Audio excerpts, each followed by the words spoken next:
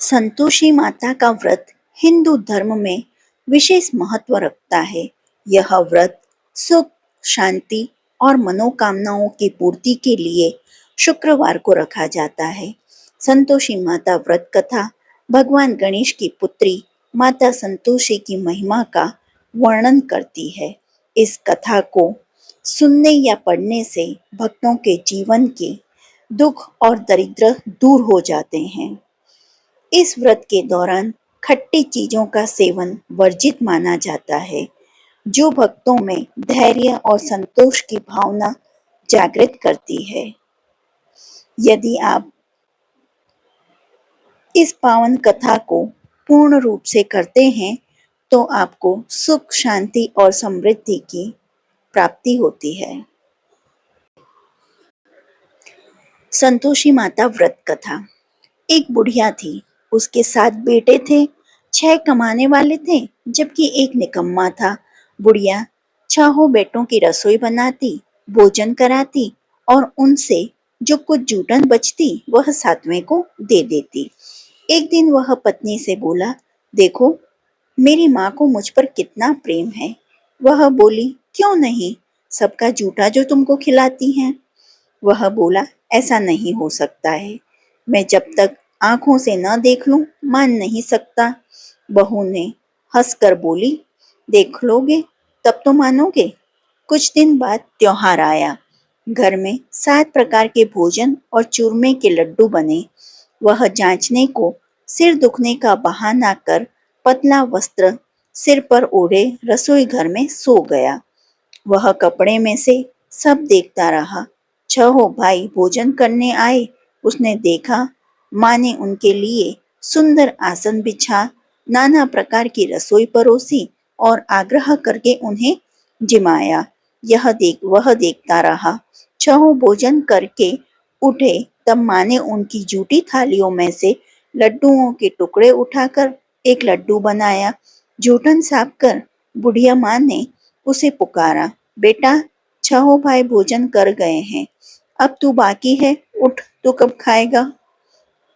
वह कहने लगा, माँ मुझे भोजन नहीं करना, मैं अब परदेश जा रहा हूँ।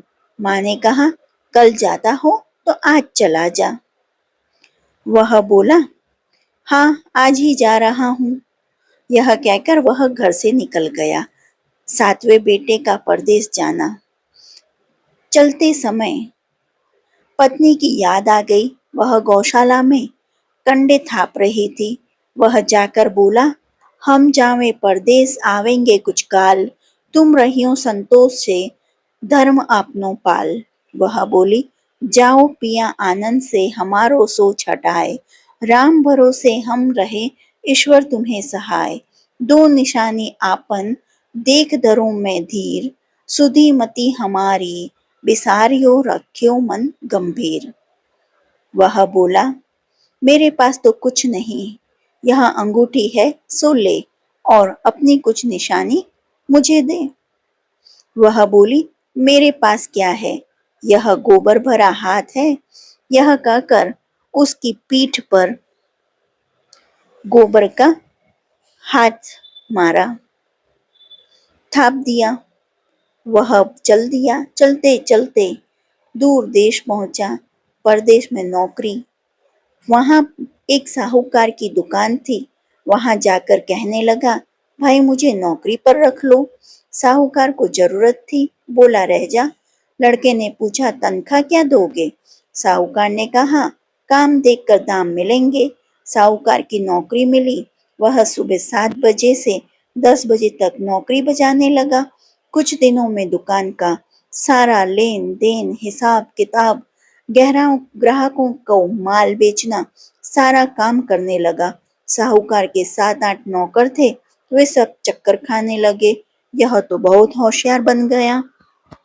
सेठ ने भी काम देखा और 3 महीने में ही उसे आधे मुनाफे का हिस्सादार बना दिया। वह कुछ वर्ष में ही नामी सेठ बन गया। मालिक सारा कारोबार उस पर छोड़कर चला गया। पति की अनुपस्थिति में सास उसकी पत्नी के साथ क्या करती थी। इधर उसकी पत्नी को सास ससुर देख दुख देने लगे। सारी गृहस्थी का काम करा के उसे लकड़ी लेने जंगल में भेज दें। इस बीच घर के आटे से जो भूसी निकलती उसकी रोटी बनाकर रख दी जाती और फूटे नारियल की नारेली में पानी। एक दिन वह लकड़ी लेने जा रही थी। रास्ते में बहुत सी स्त्रियां संतोषी माता का व्रत करती दिखाई दी। वह वहां खड़ी होकर कथा सुनने लगी और पूछा, बहनों, तुम किस देवता का व्रत करती हो और उसके करने से क्या फल मिलता है? यदि तुम इस व्रत का विधान मुझे समझा कर कहोगे तो मैं तुम्हारा बड़ा एहसान मानूंगी। तब उनमें से एक स्त्री बोली, सुनो, यह संतोषी माता का व्रत है। इसके करने से निर्धनता, दरिद्रता का नाश होता है और जो कुछ मन में कामना हो सब संतोषी माता की कृपा से पूरी होती है। तब उसने उससे व्रत की विधि पूछी। संतोषी माता व्रत विधि। वह भक्तिन स्त्री बोली, 1.25 आने का गुड़ चना लेना, इच्छा हो तो 5.25 आने का लेना या 1.25 रुपये का भी सहूलियत के अनुसार लेना।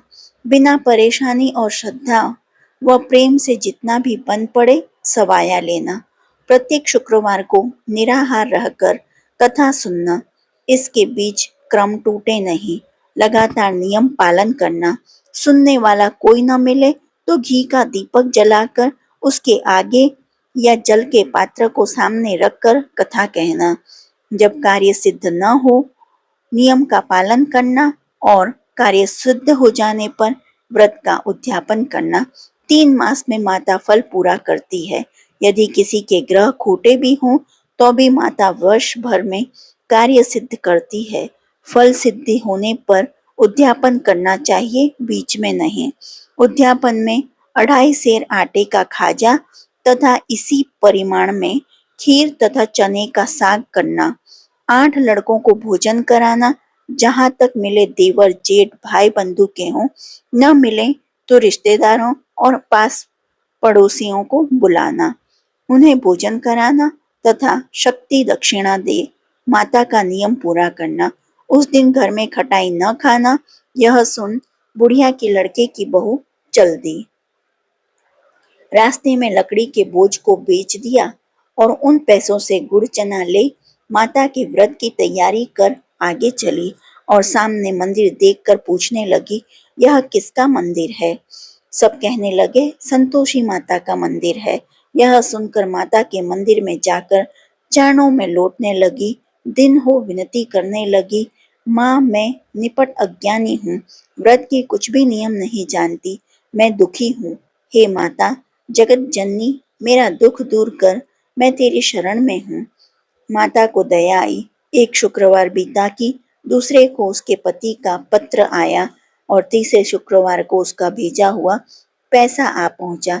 यह देख जेठ जेठानी मुंह सिकोड़ने लगे। लड़के ताने देने लगे। काकी के पास पत्र आने लगे, रुपया आने लगा। अब तो काकी की खातिर बढ़ेगी। बेचारी सरलता से कहती, भैया कागज आवे रुपया आवे, हम सबके लिए अच्छा है। ऐसा कहकर आंखों में आंसू भरकर संतोषी माता के मंदिर में मातेश्वरी के चरणों में गिरकर रोने लगी। माँ, मैंने तुमसे पैसा कब मांगा है? मुझे पैसे से क्या काम है? मुझे तो अपने सुहाग से काम है। मैं तो अपने स्वामी के दर्शन मांगती हूँ। तब माता ने प्रसन्न होकर कहा, जा बेटी, तेरा स्वामी आएगा। यह सुनकर खुशी से बावली होकर घर में जा काम करने लगी।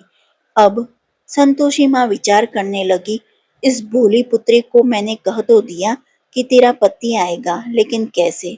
वह तो इसे सपने में भी याद नहीं करता। उसे याद दिलाने को मुझे ही जाना पड़ेगा। इस तरह माताजी उस बुढ़िया के बेटे के पास जा स्वप्न में प्रकट हो कहने लगी, साहूकार के बेटे, सो रहा है या जागता है? वह कहने लगा, माता सोता भी नहीं जागता भी नहीं, कहो क्या आज्ञा है? माँ कहने लगी, तेरे घर बार कुछ है कि नहीं? वह बोला, मेरे पास सब कुछ है, माँ बाप है, बहू है, क्या कमी है? माँ बोली, बोले पुत्र, तेरी बहू घोर कष्ट उठा रही है। तेरे माँ बाप उसे परेशानी दे रहे हैं। वह तेरे लिए तरस रही है। तू उसकी सुध ले। वह बोला, हाँ माताजी, यह तो मालूम है, परंतु जाऊं तो कैसे? परदेश की बात है, लेन देन का कोई हिसाब नहीं, कोई जाने का रास्ता नहीं आता, कैसे चला जाऊं? माँ कहने लगी, मेरी बात मान, सवेरे नहा धोकर संतोषी माता का नाम ले, घी का दीपक जला, दंडवत कर, दुकान पर जा बैठ। देखते देखते सारा लेन देन चूक हो जाएगा, जमा का माल बिक जाएगा, सांझ होते होते धन का भारी ढेर लग जाएगा। अब बूढ़े की बात मानकर वह नहा धोकर संतोषी माता को दंडवत, घी का दीपक जला, दुकान पर जा बैठा। थोड़ी देर में देने वाले रुपया लाने लगे, लेने वाले हिसाब लेने लगे। कोठे में भरे सामान के खरीदार नकद दाम में दे सौदा करने लगे। शाम तक धन का भारी ढेर लग गया। मन में माता का नाम ले, चमत्कार देख प्रसन्न हो घर ले जाने के वास्ते गहना, कपड़ा, सामान खरीदने लगा। यहाँ काम से निपट तुरंत घर को रवाना हुआ। उधर उसकी पत्नी जंगल में लकड़ी लेने जाती, लौटते वक्त माताजी के मंदिर में विश्राम करती। वह तो उसके प्रतिदिन रुकने का जो स्थान ठहरा, धूल उड़ती देख वह माता से पूछती, हे माता, यह धूल कैसे उड़ रही है? माता कहती, हे पुत्री, तेरा पति आ रहा है। अब तू ऐसा कर, लकड़ियों के 3 बोझ बना ले, एक नदी के किनारे रख, दूसरा मेरे मंदिर पर व तीसरा अपने सिर पर। तेरे पति को लकड़ियों का गट्ठर देख मोह पैदा होगा, वह यहाँ रुकेगा, नाश्ता पानी खाकर माँ से मिलने जाएगा। तब तू लकड़ियों का बोझ उठाकर जाना और चौक में गट्ठर डालकर जोर से आवाज लगाना, लो सासू जी, लकड़ियों का गट्ठर लो, भूसी की रोटी दो, नारियल के खेपड़े में पानी दो। आज मेहमान कौन आया है? माताजी से बहुत अच्छा कहकर वह प्रसन्न मन से लकड़ियों के 3 गट्ठर बनाई, एक नदी के किनारे पर और एक माताजी के मंदिर पर रखा। इतने में मुसाफिर आ पहुंचा। सूखी लकड़ी देख इस उसकी इच्छा उत्पन्न हुई कि हम यहीं पर विश्राम करें और भोजन बनाकर खा पीकर गांव जाएं। इस तरह रुककर भोजन बना, विश्राम करके गांव को गया, सबसे प्रेम से मिला। उसी समय सिर पर लकड़ी का गट्ठर लिए वह उतावली सी आती है, लकड़ियों का भारी बोझ आंगन में डालकर जोर से 3 आवाज देती है, लो सासू जी, लकड़ियों का गट्ठर लो, भूसी की रोटी दो, आज मेहमान कौन आया है? यह सुनकर उसकी सास बाहर आकर अपने दिए हुए कष्टों को भुलाने हेतु कहती है, बहू ऐसा क्यों कहती है? तेरा मालिक ही तो आया है, आ बैठ, मीठा भात खा, भोजन कर, कपड़े गहने पहन। उसकी आवाज सुन उसका पति बाहर आता है, अंगूठी देख व्याकुल हो जाता है। माँ से पूछता है, माँ यह कौन है? माँ बोली, बेटा यह तेरी बहू है, जब से तू गया है तब से सारे गांव में भटकती फिरती है, घर का काम काज कुछ करती नहीं, 4 पहर आकर खा जाती है। वह बोला, ठीक है माँ, मैंने इसे भी देखा और तुम्हें भी, अब दूसरे घर की ताले की चाबी दो, उसमें रहूंगा। माँ बोली, ठीक है, जैसी तेरी मर्जी। तब वह दूसरे मकान की तीसरी मंजिल का कमरा खोल सारा सामान जमाया। एक दिन राजा के महल जैसा ठाट बाट बन गया। अब क्या था, वह सुख भोगने लगी। इतने में शुक्रवार आया। शुक्रवार व्रत के उद्यापन में हुई भूल। उसने पति से कहा, मुझे संतोषी माता के व्रत का उद्यापन करना है। पति बोला, खुशी से कर लो। वह उद्यापन की तैयारी करने लगी। जिठानी के लड़कों को भोजन के लिए कहने गई। उन्होंने मंजूर किया, परंतु पीछे से जिठानी ने अपने बच्चों को सिखाया, देखो भोजन के समय खटाई मांगना, जिससे उसका उद्यापन पूरा न हो। लड़के जिमने आए, खीर खाना पेट भर खाया, परंतु बाद में खाते ही कहने लगे, हमें खटाई दो, खीर खाना हमको नहीं भाता, देखकर अरुचि होती है। वह कहने लगी, भाई खटाई किसको नहीं दी जाएगी, यह तो संतोषी माता का प्रसाद है। लड़के उठ खड़े हुए, बोले, पैसा लाओ। भोली बहू कुछ जानती नहीं थी, उन्हें पैसे दे दिए। लड़के उसी समय हट करके इमली खटाई ले खाने लगे। यह देखकर बहू पर माताजी ने कोप किया। राजा के दूत उसके पति को पकड़कर ले गए। जेठ जिठानी मनमाने वचन कहने लगे। लूट लूट कर धन इकट्ठा कर लाया है, अब सब मालूम पड़ जाएगा जब जेल की मार खाएगा। बहू से यह सहन नहीं हुआ। रोती हुई माताजी के मंदिर गई, कहने लगी, हे माता, तुमने क्या किया? हंसाकर अब भक्तों को रुलाने लगी। माता बोली, बेटी, तूने उद्यापन करके मेरा व्रत भंग किया है। वह कहने लगी, माता, मैंने कुछ अपराध किया है? मैंने तो भूल से लड़कों को पैसे दे दिए थे, मुझे क्षमा करो, मैं फिर तुम्हारा उद्यापन करूंगी। माँ बोली, अब भूल मत करना। वह कहती है, अब भूल नहीं होगी। अब बतलाओ वे कैसे आवेंगे? माँ बोली, जा पुत्री, तेरा पति तुझे रास्ते में आता मिलेगा। वह निकली, राह में पति आता मिला। वह पूछी, कहाँ गए थे? वह कहने लगा, इतना धन जो कमाया है उसका टैक्स राजा ने मांगा था, वह भरने गया था। वह प्रसन्न हो बोली, भला हुआ, अब घर को चलो। कुछ दिन बाद फिर शुक्रवार आया। वह बोली, मुझे फिर माता का उद्यापन करना है। पति ने कहा, करो। बहू फिर जेठ के लड़कों को भोजन के कहने गई। जेठानी ने एक दो बातें सुनाई और सब लड़कों को सिखाने लगी, तुम सब लोग पहले ही खटाई मांगना। लड़के भोजन से पहले कहने लगे, हमें खीर नहीं खानी, हमारा जी बिगड़ता है, कुछ खटाई खाने को दो। वह बोले, खटाई किसी को नहीं मिलेगी, आना हो तो आओ। वह ब्राह्मण के लड़के लाकर भोजन कराने लगी। यथाशक्ति दक्षिणा की जगह एक एक फल उन्हें दिया। संतोषी माता प्रसन्न हुई। माता की कृपा होते ही 9वें मास में उसके चंद्रमा के समान सुंदर पुत्र प्राप्त हुआ। पुत्र को पाकर प्रतिदिन माता जी के मंदिर को जाने लगी। माँ ने सोचा, यह रोज आती है, आज क्यों न इसके घर चलूं। यह विचार कर माता ने भयानक रूप बनाया। गुड़ चने से सना मुख, ऊपर सूंड के समान होंठ, उस पर मक्खियां भिन भिन कर रही थी। दहली पर पैर रखते ही उसकी सास चिल्लाई, देखो रे, कोई चुड़ैल डाकिन चली आ रही है, लड़कों इसे भगाओ, नहीं तो किसी को खा जाएगी। लड़के भगाने लगे, चिल्लाकर खिड़की बंद करने लगे। बहू रोशनदान में से देख रही थी। प्रसन्नता से पगली बंद चिल्लाने लगी, आज मेरी माताजी मेरे घर आई है, वह बच्चे को दूध पीने से हटाती है। इतने में सास का क्रोध फट पड़ा। वह बोली, क्या उतावली हुई है, बच्चे को पटक दिया। इतने में माँ के प्रताप से लड़के ही लड़के नजर आने लगे। वह बोली, माँ, मैं जिसका व्रत करती हूँ यह संतोषी माता है। सबने माता जी के चरण पकड़ लिए और विनती कर कहने लगे, हे माता, हम मूर्ख हैं, अज्ञानी हैं, तुम्हारे व्रत की विधि हम नहीं जानते। व्रत भंग कर हमने बड़ा अपराध किया है। जग माता, आप हमारा अपराध क्षमा करो। इस प्रकार माता प्रसन्न हुई। बहू को प्रसन्न हो, जैसा फल दिया वैसा माता सबको दें, उसका मनोरथ पूर्ण करें। बोलो संतोषी माता की जय। संतोषी माता व्रत पूजा विधि। सुख सौभाग्य की कामना से माता संतोषी के 16 शुक्रवार तक व्रत किए जाने का विधान है।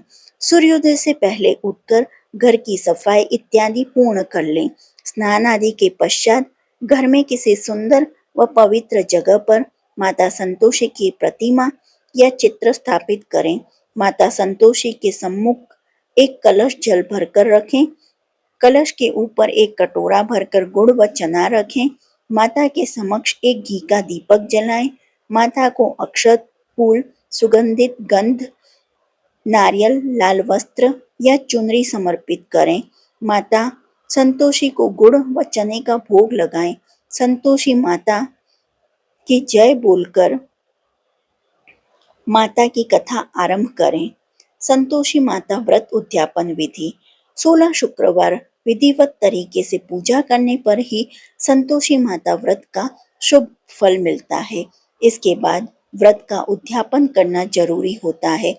उद्यापन के लिए 16वें शुक्रवार यानी अंतिम शुक्रवार को बाकी के दिनों की तरह ही पूजा, कथा व आरती करें।